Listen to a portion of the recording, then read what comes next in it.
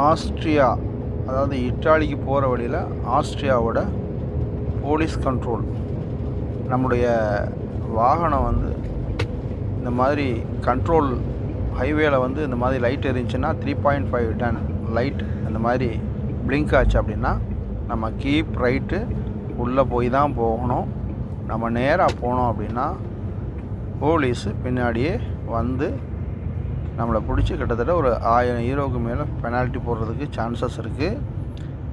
இந்த கண்ட்ரோலில் உள்ளே நுழையும் போது ஸ்பீட் லிமிட் இருக்கும். ஸ்பீட் லிமிட் பிரகாரம் பார்த்து பொறுமையாக உள்ளே போகணும். உள்ளே நுழைஞ்சதுமே கொஞ்சம் தூரத்தில் பார்த்திங்கன்னா கீழே தர லெவலில் கீழே வந்து ஃப்ளோரில் வந்து ஒரு இரும்பு தகடு மாதிரி ஒன்று பதிச்சிருப்பாங்க. அந்த இதில் நம்மளுடைய டயர் வந்து கிராஸ் ஆகி போகும்போது நம்மளுடைய எடை சரியான எடை இருக்கா, கூடுதலாக இருக்கான்றது அவங்க உள்ள மானிட்டர்லேருந்து பார்ப்பாங்க.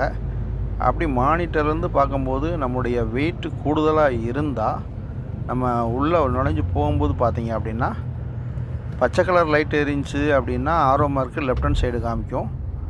ரெட் கலர் லைட் எரிஞ்சுன்னா ரைட் சைடில் போகணும். இந்த வீடியோ எண்டில் பார்த்தீங்க அப்படின்னா அந்த ஸ்பாட் வரும். அது வரைக்கும் தான் என்னோடய வீடியோ எடுக்க முடிஞ்சது. அந்த எண்டில் பார்த்தீங்கன்னா அந்த தரையில் அந்த ஸ்பாட் வரும், கீழே அந்த மெஷர்மெண்ட்டோட இடம் வரும்.